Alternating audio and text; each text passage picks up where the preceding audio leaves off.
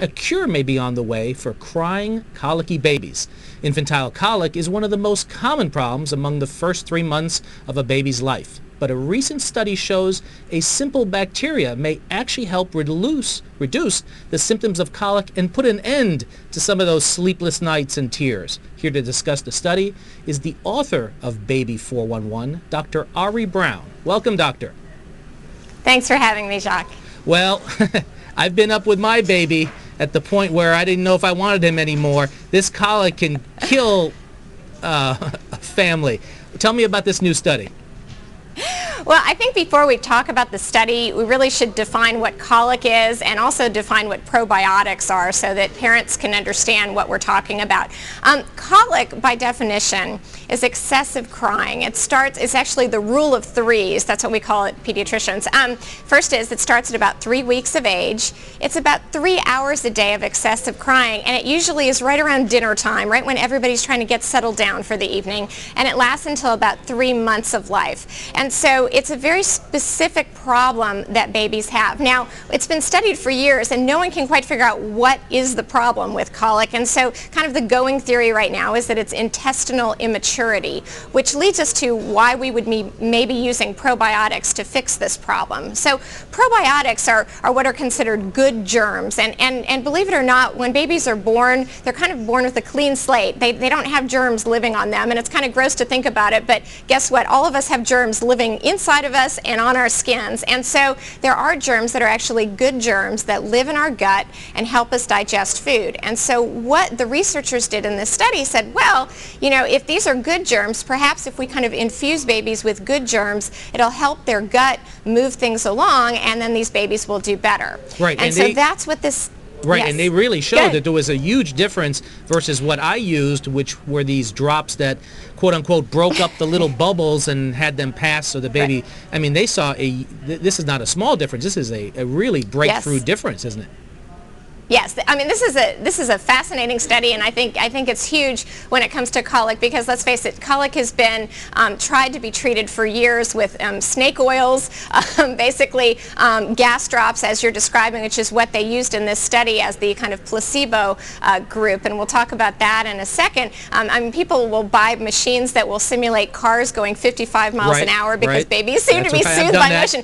So I mean, people will try anything, and so this is a really interesting study, and what they did is they took 90 exclusively breastfed babies and they divided them into 2 groups. So one half got gas drops.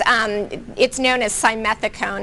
That's the generic name for these over-the-counter gas drops. And then the other half got a probiotic, this so-called good germ, and specifically one strain, which is not found in every probiotic product, by the way. Anyway, and so after a week of the babies getting either or, you could already see a difference in the reduction of crying. So as I said, it's about 3 hours a day of crying, and after 1 week there was a big difference, but even after 4 weeks the significance was that the babies who got the good germs, got the probiotics, 95% of them showed a reduction from 2.5 to 3 hours of crying to less than an hour. Right. So pretty darn impressive. Yeah, and very then impressive. The comparison, and the comparison group with the gas drops, only 7% showed a reduction in crying. So the three questions are, number one, where can somebody get this? And number 2, these were breastfeeding mothers, which I was very surprised, because colic, we are always taught is more in bottle-fed babies. But can the mother take the probiotic and give it to the baby? And third,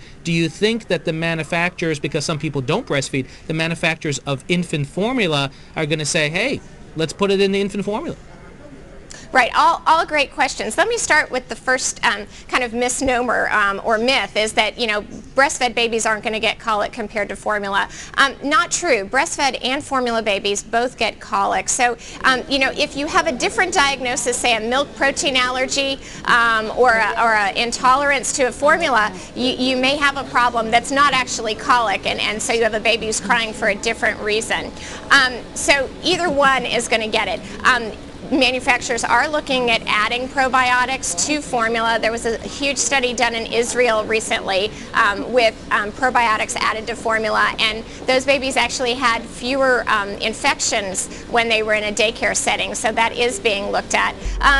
Next question is a breastfed mom going to benefit by taking probiotics and then passing it through. Well, not a bad idea and not a downside, so that's something to consider. But the final thing is I do kind of caution families, just when I look at a study, this is 90 patients. 90 patients doesn't change what I do in my daily practice, and it shouldn't necessarily change what you're going to do for your child at home. We need a bigger study, and as I said, not all of the probiotics on the market actually even have this particular strain of bacteria in it. So, the researchers are going to take another step forward and say which strain are we looking at and where will we see the benefit. I mean, I'll show you, actually I have my own. This is from the generic warehouse brand probiotics. This one that they sell doesn't even have the particular strain of bacteria in it that they're talking about in the study. But if people watching this are going to call their pediatrician and say, give me that strain and give me that probiotic, where can they get it, and are there any side effects of giving this to a baby?